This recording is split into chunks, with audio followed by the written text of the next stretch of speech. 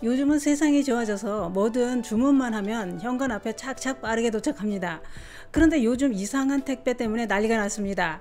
여러분들은 내가 주문한 적도 없는 이상한 택배가 우리 집 주소로 배달돼 현관에 놓여 있다면 어떻게 하실 건가요? 그래서 준비했습니다. 우리 집에 이런 택배가 도착해 있다면 절대 손대지 마시고 이렇게 대처하시기 바랍니다. 요즘 난리난 이상한 택배 이야기 지금 시작합니다. 안녕하십니까. 노년생활정보의 모든 것 주여서 정성시대입니다. 요즘은 아무리 먼 곳에 있는 물건이라고 해도 주문만 하면 편리하게 현관까지 배송이 됩니다. 그런데 이렇게 물건을 주문할 때 아차 주소를 잘못 입력해 다른 집으로 배송되기도 하고, 또는 택배 배송 직원이 실수로 다른 집에 배달되는 경우도 흔하게 발생하고 있습니다. 그런데 오늘 알려드릴 내용은 이런 실수로 인해 잘못 배달된 택배가 아닙니다.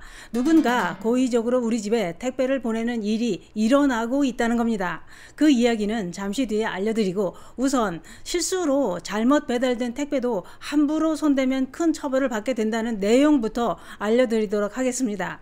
잘못 배달되는 택배는 특히 아파트에서 자주 일어나는 일인데요. 또한 한 동네에 비슷한 이름을 가진 아파트가 있다면 택배 기사님의 실수로 잘못 배송되기도 합니다. 저도 그런 택배를 받은 경험이 많은데요. 그런데 이렇게 잘못 배달된 택배가 있다면 어떻게 해야 할까요? 내가 주문한 것이 아니니 그냥 현관에 내버려 두는 게 좋을까요? 아니면 내가 주문한 것은 아니지만 내 집 주소로 왔으니 도대체 뭐가 들어있는지 구경이나 해보자 하고 뜯어보는 게 좋을까요? 둘 다 안 됩니다. 전문가들은 이렇게 설명합니다. 잘못 배송된 택배를 그대로 두면 상황에 따라 사기죄나 절도죄, 점유이탈 횡령죄 이런 처벌을 받을 수 있다라고 했습니다. 그러면 잘못 배송된 택배는 어찌해야 할까요?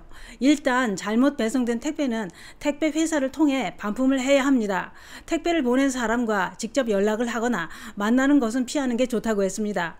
또한 수령인에게도 따로 연락을 할 필요도 없다고 했는데요. 왜냐?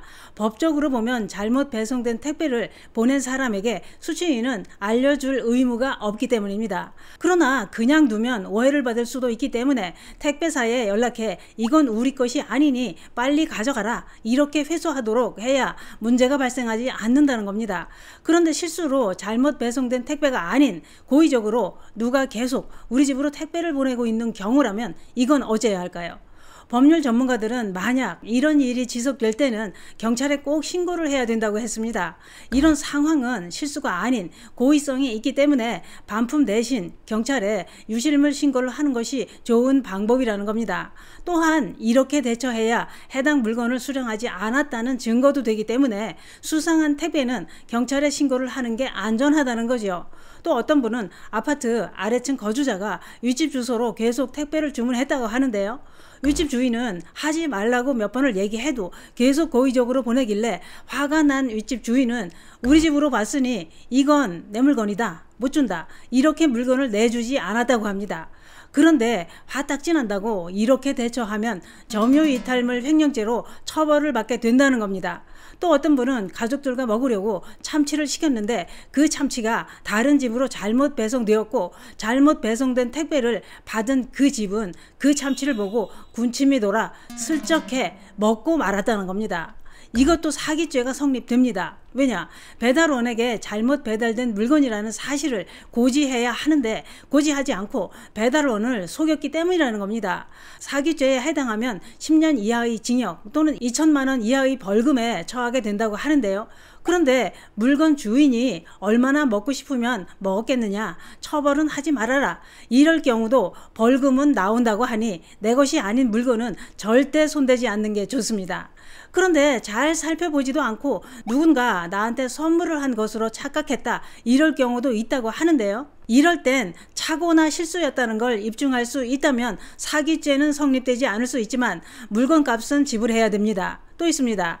잘못 배송된 택배를 욕심이 나서 슬쩍 챙겨버리면 점유이탈물 횡령죄가 성립되는데, 점유이탈물 횡령죄가 인정되면 1년 이하의 징역이나 300만 원 이하의 벌금이나 과태료에 처한다고 하니 이 점도 참고하시기 바랍니다. 그런데 요즘 잘못 배송된 택배가 아닌 이상한 택배가 배송된다는 기사가 뉴스에도 나오고 있습니다. 실제로 어떤 분 앞으로 이상한 택배가 3개나 도착해 있었다고 했습니다. 본인 앞으로 온 택배 택배이기 때문에 뜯어봤더니 글쎄 그 택배 상자 속에는 아무것도 들어있지 않더라는 겁니다. 누군가 일부러 빈 상자를 보냈다는 거죠. 요즘 세상은 빈 상자가 더 무섭습니다. 왜냐? 빈 상자 속에 눈에 보이지 않는 요상한 그 무언가가 들어있는 건 아닐까, 그런 생각이 들기도 합니다. 그러면 이 빈 택배는 누가 무엇 때문에 왜 보냈을까요? 발송지는 우리나라가 아닌 우즈베키스탄과 말레이시아라고 나와 있었고, 송장에 기재된 주소, 전화번호 이런 개인정보 모두 이분 것과 정확하게 일치하더라는 겁니다. 이거 진짜 소름 끼치는 일입니다. 해외에서 내 개인정보를 다 알고 있다는 얘기가 되는 거죠. 이분은 이게 다가 아니라고 했습니다. 우편함에도 이틀에 걸쳐 정체를 알 수 없는 국제 택배가 배달돼 있었다고 했습니다. 이것도 뜯어보니 역시 내용물은 아무것도 없더라는 겁니다. 공포 영화도 아니고 도대체 이게 뭔 일일까요? 이것도 발송지는 우즈베키스탄으로 나와 있고 개인정보도 정확하게 이분으로 나와 있었다고 했습니다. 그런데 이분은 해외 직구를 통해 물건을 구매해 본 경험도 없다고 했는데요.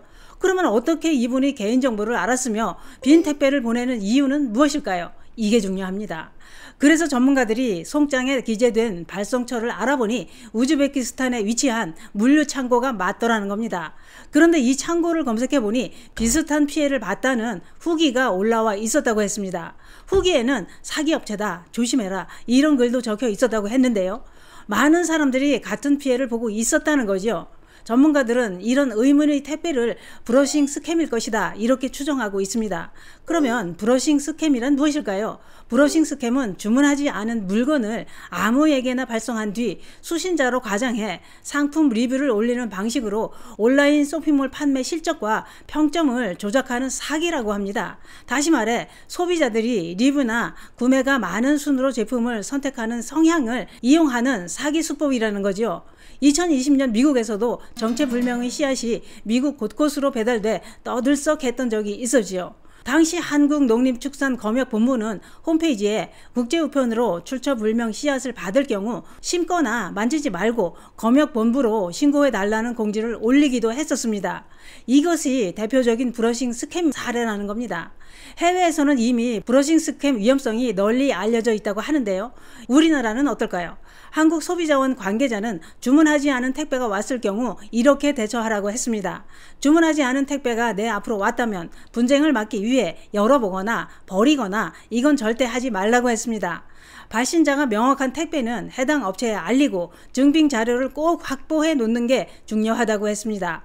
또한 해외로 개인정보 유출이 의심될 땐 사이트 정보 URL이나 화면 캡처 등을 수집해 한국인터넷진흥원 118에 민원을 접수하라고 했습니다.